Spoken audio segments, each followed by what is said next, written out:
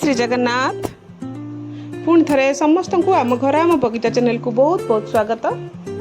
आज पुणी सुंदर अनुचिंता नहीं मुझे पाखक आसिली। आशा निश्चित भिडियोटी को देखिए, संपूर्ण देखिए भिडियोटी को। आउ भिडियो जब भल लगुच निश्चित गोटे बहुमूल्यर मतामत देके जीवे। आदि बेसी भल लगे निश्चित सांग मान सहित शेयर करेंगे। अन्य को निंदा करबा हेउछि आकाश आड़ को टेका फोपाड़िबा सहित समान, जहाँकि फेरी आसी निज मुंडरे पड़िबा भली अवस्था सृष्टि करिथाए। आसंतु आज ठारू आमे कदापि कहार निंदा करबा नाही। सदा प्रसन्न रहिबा एक पूर्व निर्मित जादू नुहे, जेउटा कि आमे पूर्वरु निजे करिथिबा कर्मरु ही आसीथाए।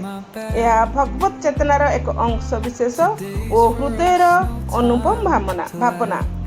बेले बेले सब दुख कष्ट को लुचेई मु भल अच्छी बोली कहबाकू पड़िथाए, कारण हृदयर अकुआ दुख को बुझिबार शक्ति समस्त पाखरे न थाए।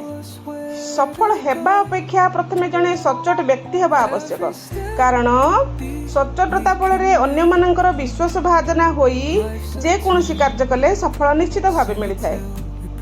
आपण आपणको कार्य करिचलंतु, कि आपणको मान सम्मान देउ बा न देउ देखिबे। एमिति एक दिन आसीबो मान सम्मान सब तम पाद उपरे उजाड़ी होई पड़िबो।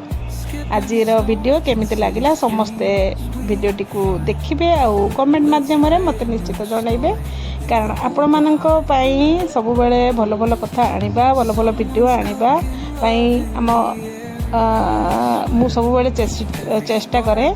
से भिडियोटी केमती लगुच आज ता सहित मोर गार्डन कि सकाल सकाल दृश्य मुझे देखी। खरार तो फूल गुड़िक भारी कमजोरी हो जाती, बहुत खरा होची ना, छात उपरे भी बहुत खरा होची, से फूल गुड़िक एमती देखा जहाँ भी हो। मु शीत दिन भी आपण सहित मो गार्डन लुक शेयर करी, आज भी मुझे शेयर करुँची। जदि वीडियो भल लगुच निश्चित सांग मान सहित शेयर करूँ। आज भी रोची जय जगन्नाथ।